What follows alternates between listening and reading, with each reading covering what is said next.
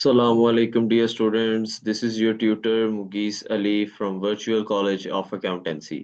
तो आज का दिन हम देखने जा रहे हैं अपने सब्जेक्ट के बारे में, उसके बारे में, उसका पेपर स्ट्रक्चर कैसा होगा, उसके सिलेबस में क्या-क्या चीज़ें होंगी और ये सब्जेक्ट हमें सिखाएगा क्या। So our subject is financial management. जब भी वर्ड फाइनेंशियल आता है तो आपके ज़हन में क्या चीज़ आती है? क्या कोई डबल एंट्रियाँ तो नहीं चलने लग पड़ती? या कोई जो है वो मैनेजमेंट के खाते तो नहीं ज़हन में आते। अगर ऐसे है तो फिर आपकी अप्रोच बिल्कुल गलत है। जब फाइनेंशियल मैनेजमेंट की बात आती है इसका मतलब है फाइनेंस को मैनेज करना, कि मैं अपने फाइनेंस को, अपने पैसों को जो कि ज़ाहिर-सी बात है कंपनी के हैं, कैसे मैनेज कर सकता हूँ? क्या किसी ऐसी जगह पे लगा दूँ जो कि डूब जाएँ फिर? तो कंपनी का नुकसान हुआ। और अगर तो मैं किसी प्रॉफिटेबल प्रोजेक्ट में लगाऊँगा तो कंपनी मेरी ग्रो करेगी। और सिर्फ़ इतना ही नहीं कि हमने पैसों को मैनेज कैसे करना है, बल्कि पैसों के सोर्सेज़ को भी मैनेज करना होता है कि कौन से ऐसे सोर्सेज़ हैं जहाँ से हम जो है फाइनेंस लेके आ सकते हैं और कौन से ऐसे सोर्सेज़ हैं जहाँ से हमें फाइनेंस की बिल्कुल भी उम्मीद नहीं। तो जब एक फाइनेंशियल मैनेजर करता क्या है? फाइनेंशियल मैनेजर इन सब चीज़ों का ख़्याल रखता है। ठीक है? कि जितनी भी फाइनेंसिंग से रिलेटेड आपके डिसीजंस होते हैं, एक फाइनेंस मैनेजर का काम है, इसने वो चीज़ देखनी है। और फाइनेंशियल मैनेजमेंट में मैं आपको, चूँकि अब आगे चलेंगे, ज़ाहिर-सी बात है टॉपिक वाइज़, चैप्टर वाइज़ जब यह सारी चीज़ें हम देखेंगे, तो मैं आपको बताता चलूँ कि फाइनेंशियल मैनेजमेंट के अंदर जो प्राइमरी गोल है, वो क्या है? अभी से इसको अपने दिलो-दिमाग में बैठा लें। The primary goal is to maximise the wealth of share holders.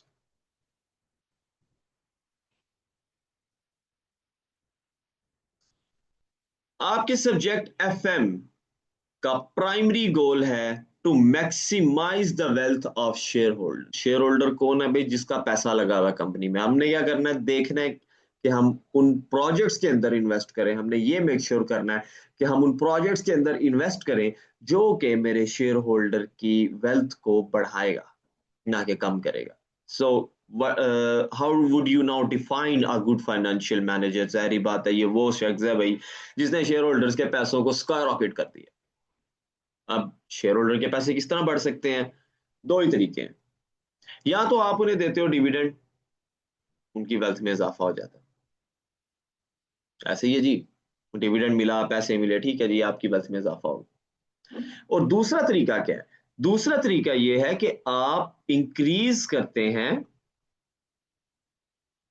Company की शेयर प्राइस।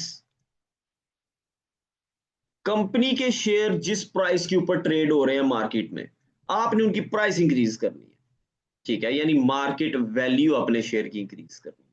ओके? तो अब मार्केट वैल्यू कैसे इंक्रीज होती है शेयर की?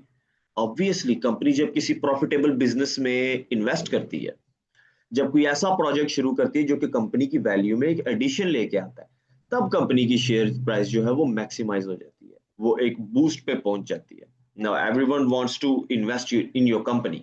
तो ऑब्वियसली जो एग्जिस्टिंग शेयर होल्डर होंगे उनने शेयर्स जो सस्ते खरीदे होंगे, जब उनके शेयर की वैल्यू ऊपर जाएगी ऑटोमेटिकली उनकी वेल्थ बढ़ जाएगी। So there are these two methods, primary methods to maximize the wealth of shareholder. अब आगे चलते हैं। आगे हमारे पास आ जाता है इसका जो है वो सिलेबस का core area, like what are we gonna going to study in financial management। तो सबसे पहले आता है financial management function and environment. ये आपको सिखाएगा क्या? ये आपको बताएगा कि फाइनेंस मैनेजर का रोल क्या है। आखिरकार फाइनेंस मैनेजर जो है, जो कि फाइनेंस को मैनेज कर रहा है कंपनी के, वो करने क्या वाला है? फाइनेंशियल ऑब्जेक्टिव्स क्या हैं, जो कि मैं आपको ऑलरेडी बता चुका हूँ। Maximising the shareholder wealth, economic environment आपका कैसा है, और फाइनेंशियल मार्केट्स में आपका कैसा नाम है। उसके बाद इस सिलेबस का फोकस की तरफ है भाईजान। इस सिलेबस का फोकस ये है कि आप क्या करेंगे, एक अंडरस्टैंडिंग अपने अंदर डेवलप करेंगे, जो कि क्या करेगा, आपकी फाइनेंशियल डिसीजन मेकिंग को एनहांस करेगा। ये वो अंडरस्टैंडिंग है। इंशाल्लाह जैसे जैसे पढ़ते जाएंगे ये अंडरस्टैंडिंग हम वैसे वैसे डेवलप करते जाएंगे। उसके बाद आता है मेरा syllabus area B, that is working capital management. अब वर्किंग कैपिटल मैनेजमेंट बहुत इंपॉर्टेंट कॉन्सेप्ट है और मेरे लिहाज से ये हर बिजनेस ओनर को आना चाहिए। वर्किंग कैपिटल को सबसे पहले जानने के वर्किंग कैपिटल है क्या। Working capital is the amount of capital that your business need to run. ठीक है ना, जो आपके डेली टास्क्स बिजनेसेस के हैं उनको कैरी ऑन करने के लिए जो आपको कैपिटल की अमाउंट, जो फाइनेंस की अमाउंट चाहिए होती है, उसको हम क्या कहते हैं, वर्किंग कैपिटल। अब उसको मैनेज नहीं करना होता। वर्किंग कैपिटल के आप एलिमेंट्स देखें ना, इन्वेंट्री है, रिसीवेबल है, पेबल है, कैश है। तो ये चीजें क्या मैनेज छोड़ दें। ऑब्वियसली एक फाइनेंस मैनेजर की ये भी ड्यूटी होती है कि इन चीजों को साथ साथ लेके चले। ठीक है। अब वर्किंग कैपिटल मैनेजमेंट में जो सबसे मशहूर किस्म की लड़ाई है ना, वो दो चीजों की है। The first one is liquidity and the second one is profitability. Profitability. तो लिक्विडिटी वर्सेस प्रॉफिटेबिलिटी, ये दो इनका क्लैश है। ठीक है, ये इंशाल्लाह जैसे ही हम इस चैप्टर की तरफ आएंगे, हम लोगों की कोशिश होगी कि हम इसको जो है मास्टर कर लें और हम देखें कि इस कंफ्लिक्ट को मिनिमाइज कैसे किया जा सकता है। अब हम थर्ड सिलेबस एरिया की तरफ चलते हैं, the most important syllabus area. इसको मैं जितना भी एम्फसाइज करूं इसके ऊपर यार वो कम है। ठीक है ना। और मुझे नहीं समझ लगती कि क्यों बच्चे फिर इन चीजों को लाइट ले रहे होते हैं। भाई इन्वेस्टमेंट अप्रेजल फाइनेंशियल मैनेजमेंट की जान है, ये दिल है फाइनेंशियल मैनेजमेंट। और एक मजे की बात आपको बताऊं, आपके नॉलेज में एक चीज ऐड करता चलूं, अभी से इसको नोट कर लें। इधर से आपको 20 मार्क्स का एक सीआर लाजमी आना है, फॉर श्योर। लिख लें ये बात, एग्जामिनर खुद कह रहा है मैं दूंगा यहां से। अब सर इसके अंदर हम पढ़ने क्या वाले हैं, बिल्कुल वही चीजें हैं जो हमने एफएमए में की थी, लेकिन अब जरा थोड़ी सी कम्प्लेक्स हो गई है। जैसे कि पे बैक पीरियड पड़ा था, कि मेरी इनिशियल इन्वेस्टमेंट अगर आज मैं कर रहा हूं तो मुझे कितने सालों में ये वापस आएगी। उसके बाद अकाउंटिंग रेट ऑफ रिटर्न, उसके बाद डिस्काउंटेड कैश फ्लोज, वो डिस्काउंट फैक्टर लगा के, उसके बाद net present value, internal rate of return. ठीक है ना, internal rate of return what was IRR, एक ऐसा पॉइंट जहां पे मेरी एनपीवी जीरो हो जाती थी, और ये प्रोडक्ट का वो रिटर्न है जो कि ये इंटरनली जनरेट करता था। अब आगे चलते हैं तो देखिए इसके अंदर अब होगा क्या। अब ऐसा नहीं है कि लाइक एनपीवी वो बिल्कुल सी सिंपल सी आपको दे देगा कि भाई ये present value of cash inflow है, ये present value of cash outflow है, चलो इनको नेट करो, नेट प्रेजेंट वैल्यू निकाल दो। नो, इसको मैं प्रॉपर एक फॉर्मेट के तरीके से जो है वो आपको सिखाऊंगा, और उसी फॉर्मेट को आपने फॉलो करना है if you want to maximise your numbers in the exam. अब उस फॉर्मेट में एडजस्टमेंट किस किस चीज, किन किन चीजों की है, inflation, taxation, risk and uncertainty. ठीक है, हम सेंसिटिविटी एनालिसिस और एक्सपेक्टेड वैल्यूज जैसी टेक्निक्स यहाँ पे इस्तेमाल करेंगे। ठीक है, उसके बाद आ जाता है हमारा थर्ड सिलेबस एरिया, ये है business finance and cost of capital. वो जो मैं कह रहा था ना, एक फाइनेंस मैनेजर का ये भी काम है, उसने देखना है भाई कि मैं बिजनेस का फाइनेंस कहाँ से अरेंज करूं, किधर से लेके आऊं। भाई देखिए, प्राइमरी सोर्स ऑफ कैपिटल क्या हो सकते हैं, जारी बात है, या तो आप शेयर इशू करोगे, शेयर होल्डर से पैसा ले लोगे, या तो लोन नोट इश्यू करोगे, कर्जा उठा लोगे लोगों से, या तो बैंक से लोन ले आओगे। तो लिहाजा हमने ये देखना है कि हमारे लिए सस्ती और वायबल ऑप्शन कौन सी है, जो कि हमारे लिए बहुत सेफ हो और हमारी जो है वो कंपनी की ग्रोथ के लिए भी अच्छी हो। तो हमने बिजनेस फाइनेंस के अंदर ये चीजें देखनी है। और कॉस्ट ऑफ कैपिटल, ये वही कॉस्ट ऑफ कैपिटल है जो आपको एफएमए के अंदर गिवन होता था। ठीक है, जब आप क्वेश्चन कैलकुलेट कर रहे हो तो बताता cost of capital is this. अब आज जरा आपसे कैलकुलेट करवाएगा। ठीक है ना। सो कॉस्ट ऑफ कैपिटल को समझने के लिए इसके तीन एलिमेंट्स को बहुत अच्छे तरीके से समझने की जरूरत है। पहली बात तो ये कि हमें ये देखना कॉस्ट ऑफ कैपिटल है क्या। पहले जो भी आपका कॉन्सेप्ट है कॉस्ट ऑफ कैपिटल को लेके, जरा उसे जेहन से निकाल दें और एक नई चीज सीखें आज। अगर तो आपको इसका पता है वेल एंड गुड, अदरवाइज मैं यही कहूंगा कि अब आज एक जरा नई चीज सिखाते हैं आप। कॉस्ट ऑफ कैपिटल, इसको अगर मैं उर्दू में डिफाइन करूं ना, तो मैं पता है इसे क्या बोलूंगा, पैसों का रेंट। सर ये क्या बात कर दी है आपने। देखें, जब आप कोई एसेट लेके आते हो यूज करने के लिए, थोड़ी देर के लिए गाड़ी पकड़ते हो कहीं से, तो उसका क्या पे करते हो, रेंट। फिर मकान यूज के लिए लेते हो, उसका क्या पे करते हो, रेंट। इसी तरह जब आप पैसा थोड़ी देर के लिए किसी से पकड़ोगे, उस पर भी क्या दोगे, रेंट। तो ये कॉस्ट ऑफ कैपिटल उस कैपिटल का क्या है, रेंट है। अब हम इसके अंदर पढ़ेंगे क्या, हम देखेंगे कि सोर्सेज ऑफ फाइनेंस हमारे क्या क्या है, कॉस्ट ऑफ कैपिटल कैलकुलेट करेंगे, जाहिर बात है इसके अंदर आपका जो है वो इक्विटी का पोर्शन भी आएगा और डेट का पोर्शन भी आएगा, ठीक है ना। और इसको फिर एवरेज करके weighted average cost of capital निकालेंगे। ये चीजें हमने करनी है। Very interesting syllabus area. उसके बाद लास्टली जो हमारे पास सिलेबस एरिया आता है वो है business valuations and risk management, ठीक है ना। बिजनेस वैल्यूएशन में हमने ये देखना है कि हमारे बिजनेस की फिलहाल वर्थ कितनी है और हम इसे इंक्रीज कैसे कर सकते हैं, या अगर हम किसी बिजनेस को एक्वायर करने जा रहे हैं तो आंखें बंद करके तो नहीं उनके रेट पे यकीन कर लेना। क्या ख्याल है? Come on, you are no finance managers, ठीक है ना। You guys can tell, you guys can calculate, you guys can conclude, क्योंकि बिजनेस ओवर प्राइस तो नहीं दे रहा हमें, इस बिजनेस की वैल्यूएशन के ज्यादा तो नहीं लगी हुई, क्या हम ज्यादा पैसे तो नहीं दे रहे, ज्यादा पैसे देके तो नहीं एक्वायर कर रहे, ऐसे तो हम लॉस में चले जाएंगे।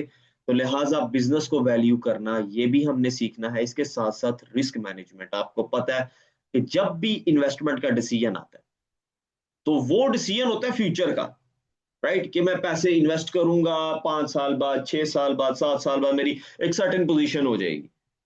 तो उस एलिमेंट के साथ साथ एक चीज विरासत में मिलती है फ्यूचर को, और वो है रिस्क, ठीक है ना। एक चीज फ्यूचर को क्या मिलती है? विरासत में, इनहेरेंट चीज है, फ्यूचर के साथ जुड़ी हुई है ये, क्योंकि देखो फ्यूचर इज वेरी अनसर्टेन, ठीक है ना। तो जाहिर बात है फिर रिस्क की एलिमेंट तो शामिल है शहजादे अंदर, ठीक है ना, कि आगे जाऊंगा ये ना हो जाए मेरे साथ, वो ना हो जाए मेरे साथ, अगर चीजें बढ़ गई, फिर जिस तरह अभी रिसेंटली वॉर की सिचुएशन की वजह से जो ग्लोबल क्राइसिस आए हुए हैं, ठीक है ना, पेट्रोल की प्राइसेस में, अगर तो ये एस्केलेट करके फिर, ठीक है ना, अगर तो रिजर्व्स जो है वो खत्म होना शुरू हो गए इकोनॉमीज के अंदर पेट्रोल के, तो फिर लिहाजा इस तरह की जो चीजें हैं, इस तरह की जो डिसीजंस हैं वो ऑब्वियसली इकोनॉमी को अफेक्ट करते हैं, और उन्हें हमें जो है वो करना पड़ेगा, यहाँ पे मद्देनजर रखना पड़ेगा, ठीक है। हम इसके अंदर यही देखेंगे, और सिर्फ इतना ही नहीं बल्कि एक और चीज, एक्सचेंज रेट का रिस्क, जिसको आप फॉरेक्स बोलते हो। जब मैं पढ़ा रहा हूँ तो बच्चा समझता है कि शायद सारा मैं ट्रेडर बनाने लगे हैं। नहीं, ऐसा कुछ भी नहीं है भाई, आपको करेंसी का रिस्क सिखाएंगे हम, ठीक है ना। कि आपको रिसीट होने लगी है $1 मिलियन की, तो आपकी करेंसी अचानक रातों रात खबर आती है तगड़ी हो गई है, ये भाई लॉस में चले गए, ठीक है ना। या आपको पता चलता है US डॉलर जो है वो तगड़ा हो गया, तो फिर तो आप छलांगे मारोगे कि यार अब ज्यादा ज्यादा रुपीस बनेगी जब मेरे डॉलर इधर आएंगे, है ना, बनेंगे ना। तो बस यही चीजें हमने देखनी है कि यार कौन सा परफेक्ट टाइम है कि मैं उसे क्या 2 महीने मजीद क्रेडिट पीरियड दे दूं, या मैं उसे कहूं आज ही मुझे पैसे ला के दो। तो ये अप्रोचेस भी जो है ना ये हमने खुद सेट करनी होती है, being a finance manager. It is a very interesting subject, syllabus area सारा आपको मैंने डिफाइन कर दिया है, और यही सिलेबस एरिया है। हाँ जी, अब आपके जारी बात है, बच्चों के क्वेश्चंस होते हैं कि सर एक आपने सीआर डिफाइन कर दिया 20 मार्क्स का, इन्वेस्टमेंट अप्रेजल से आ रहा है, सर दूसरा किधर से आ रहा है? यार वो दूसरा भी खैर अब थोड़ा बहुत खुद भी तो पढ़ना चाहिए आपको, क्या ख्याल है? हाँ, मैं इतना आपको बता देता हूँ, ये एरिया आपका जो है वो टेस्टेड नहीं है सीआर में। और दूसरा फिर जो सीआर है वो ऑब्वियसली इन तीनों के अंदर से ही आता है। ज्यादा चांसेस ये बनते हैं कि आपका वर्किंग कैपिटल मैनेजमेंट और कॉस्ट ऑफ कैपिटल, इन दोनों को वो कंबाइन करता होता है, ठीक है। तो आपने इस चीज का खास ख्याल रखना है। जब हम सीआर करेंगे ऑब्वियसली हम देखेंगे, पूरी फॉर्मेटिंग सीखेंगे, एक एक चीज आपको बताऊंगा। और इसके सीआर की बहुत इंटरेस्टिंग बात यह है कि अगर आपका आंसर गलत भी है ना, लेकिन आपका मेथड ठीक है, तो एटलीस्ट आपको वो मेथड के नंबर दे देता है। तो वर्किंग शो करना मत भूलना F9 के अंदर, ठीक है। आगे हम चलते जाएंगे तो इंशाल्लाह हम सीखते जाएंगे। अगली स्लाइड आपको बता रही है एग्जाम के स्ट्रक्चर के बारे में। देखिए सबसे पहले तो सेक्शन ए, ये बिल्कुल उसी तरह ही है जिस तरह आपके तमाम स्किल लेवल के जो है वो पेपर बाकी है, ठीक है ना, अदर देन ऑडिट। तो सेक्शन ए देखें आप, 15 ओटीज आएंगे आपको, टोटल मार्क्स होंगे उनके 30। मैं बच्चों को कहता हूं कि कम से कम भी जो टाइम आपको लेना चाहिए ना वो 45 मिनट, इससे ज्यादा ना लेना। ये एक बेंचमार्क सेट कर लें अभी से, ताकि कल को जब हम प्रैक्टिस करेंगे तो हमारा 45 मिनट्स के अंदर ये काम हो जाना चाहिए। उसके बाद सिलेबस एरिया आता है बी आपका, एमटीक्यूज जिसको कहते हो। ये 2 एमटीक्यूज हैं, 15 मार्क्स ईच, सॉरी 3 एमटीक्यूज हैं, 10 मार्क्स ईच। ये आपको जो है इसके ऊपर मैक्सिमम भी जो टाइम लगना चाहिए ना वो 54 मिनट लगना चाहिए। अब आई नो आप में से कुछ सोच रहे होगे सर हम तो ये बड़ी जल्दी कर लेते हैं, तो ये आपके लिए बोनस पार्ट है ना भाई, अगर जल्दी कर लेते हो तो आपको इन 72 मिनट्स के अंदर जो है, जो आपको सेक्शन सी में नजर आ रहे हैं, यहाँ पे आपको एक प्लस टाइम मिल जाएगा, ठीक है।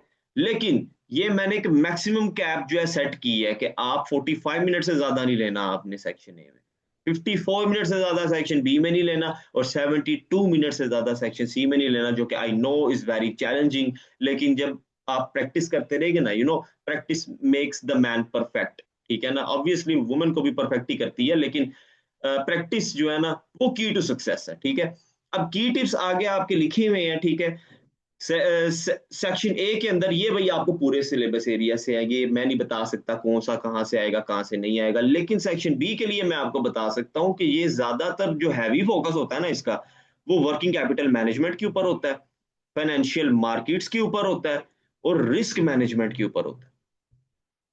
हैवी फोकस फेंका होता है उसने एमटीक्यूज के अंदर ना, ये इन एरियाज के ऊपर।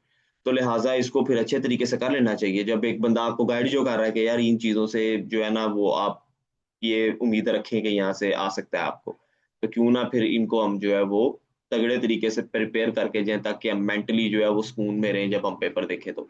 और दो कंस्ट्रक्टिव रिस्पॉन्स क्वेश्चंस जो है मैंने आपको बता दिया, एक ऑलरेडी इन्वेस्टमेंट अप्रेजल से आ रहा है, और दूसरा या तो वर्किंग कैपिटल मैनेजमेंट से आएगा या तो बिजनेस फाइनेंस से आएगा, मैंने आपको ये भी बता दिया। ठीक है, weighted average cost of capital या तो वैल्यूएशन के ऊपर आएगा आपको। अब आज सर मुगीज की क्या टिप्स हैं एफएम के लिए, ट्यूटर क्या कह रहा है आपका। भाईजान इन्वेस्टमेंट अप्रेजल की टेक्निक्स को मास्टर कर लो। देखो 20 मार्क्स का पेपर तो तुम्हें पता है आना ही आना है अंदर से, तो मैं कहता हूँ कि 2 एमसीक्यू आपको मजीद पूछ लेते हैं, कितना हो गया 24, यानी half of your success depends upon investment appraisal. तो फिर इसको फिंगर टिप्स पे करना चाहिए ना। ठीक है ना, एनपीवी इज किंग, ये चीज। ठीक है ना, एनपीवी किंग है भाई। क्यों ऐसा लिखा गया है, क्योंकि ये टेक्निक आप आगे देखेंगे कि इन्वेस्टमेंट अप्रेजल की तमाम टेक्निक्स के अंदर इस्तेमाल हो रही है। ठीक है ना, और इसको मैंने बताया था कि अब एडजस्टमेंट करनी पड़ेगी इसके अंदर आपको, कुछ इन्फ्लेशन की, टैक्सेशन की, इंक्रीमेंटल कैश फ्लोज की। ठीक है ना, उसके बाद रेट देखना पड़ेगा कौन सा लगाएं, हम नॉमिनल रेट लगाएं या रियल रेट लगाएं। तो ये सारी चीजें इंशाल्लाह जैसे ही हम स्टार्ट करेंगे, हमारा पहला फोकस इन्वेस्टमेंट अप्रेजल ही है, उसके बाद हमने बाकी जो है वो सिलेबस एरिया को देखना है।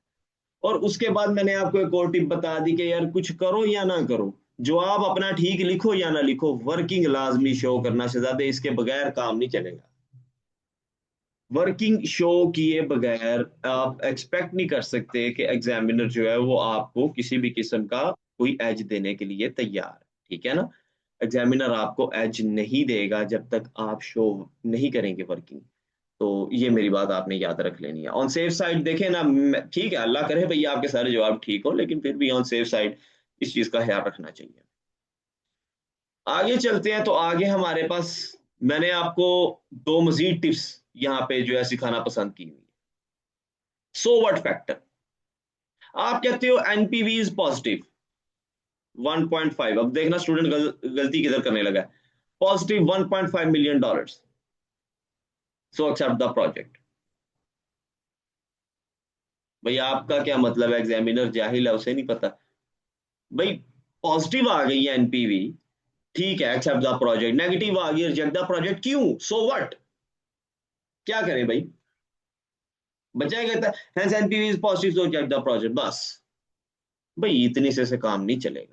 ठीक है, उसे बताएं as NPV is positive it means it would increase या provide addition to the wealth of shareholders, जो कि फाइनेंशियल मैनेजमेंट का क्या था, मेन पॉइंट था। तो लिहाजा जब उसने शेयर होल्डर की वेल्थ में मैक्सिमाइजेशन करनी है, इंक्रीज करना है, ठीक है, फिर एक्सेप्ट द प्रोजेक्ट। ठीक है ना भाईजान, क्लियर रिकमेंडेशन दे के आनी है, वरना एक आसान सा नंबर आप खो दोगे। और आपको पता है कि जब बच्चा 49 पे फेल हो रहा होता है तो फिर सोचता है यार एक एक नंबर कितना इंपॉर्टेंट है। ठीक है, तो इजी मार्क्स नहीं छोड़ने कहीं पे भी, आपको साथ साथ गाइड करता रहूंगा मैं। उसके बाद आपने कोई एग्जाम्पशन अगर ली है, जिस तरह डिविडेंड वैल्यूएशन मॉडल लगा रहे हैं, इकोनॉमिक ऑर्डर क्वांटिटी लगा रहे हैं, तो भाई अपने आप को मेंटली प्रिपेयर रखें कि जब मैं ये मॉडल लगाऊंगा तो मैंने इसकी एग्जाम्पशन लाजमी डिस्कस करनी है। ठीक है ना, ताकि मैं बता सकूं कि how these limit the models usefulness in the real world. Real world में हम यही क्यों नहीं कर लेते, क्योंकि लाइक ये कौन सी ऐसी चीजें हैं, कौन सी ऐसी अजम्पशंस हैं जो कि इसको होल्ड बैक करती हैं रियल लाइफ के अंदर ज्यादा सक्सेसफुल ना रहे, ठीक है ना। तो ये आपके लिए एक वेरी बिग अनाउंसमेंट मजीद, वैक एंड डब्ल्यूसीएम यानी weighted average cost of capital, ठीक है ना, ये उसकी शॉर्ट फॉर्म है भाई, कॉस्ट ऑफ कैपिटल नहीं। अब आप लोग अपने आप को आदत डालें इसको बोलने का, weighted average cost of capital, ठीक है। और ये है आपका वर्किंग कैपिटल मैनेजमेंट। भाई ये आपके पिलर्स हैं, ये स्ट्रॉन्ग पिलर्स हैं।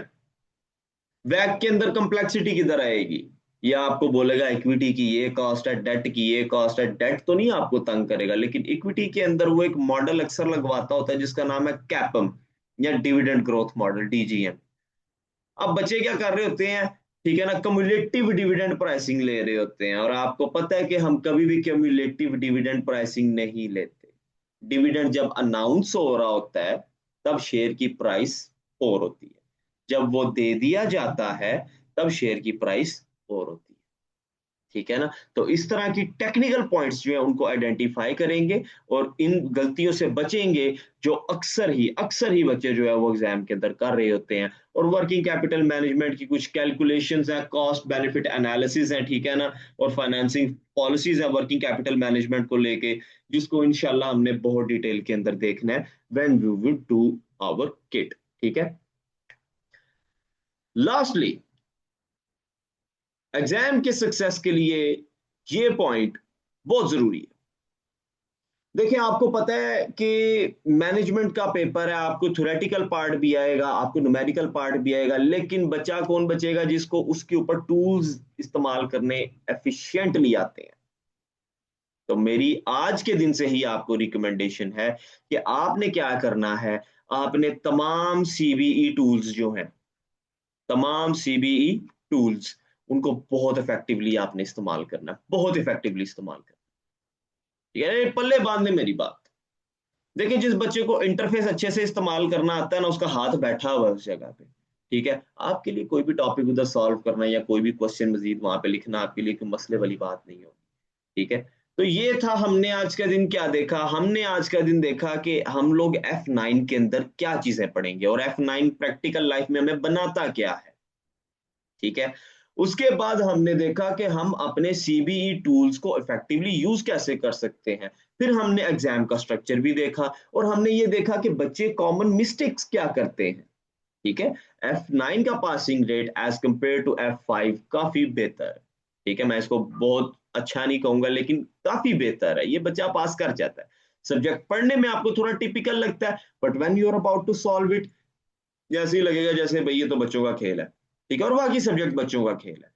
अब करना क्या है, स्ट्रेटेजी सेट करनी है, ठीक है। सिलेबस एरियाज के ऊपर बहुत अच्छे से फोकस करना है। ट्यूटर आपको ड्यूरिंग लेक्चर जो जो बताएगा कि ये चीजें इंपॉर्टेंट है, आप लोग नोटिस कर लें, आप लोग इनका ख्याल रखें, आपको उनका वाकई ख्याल रखना पड़ेगा, ठीक है।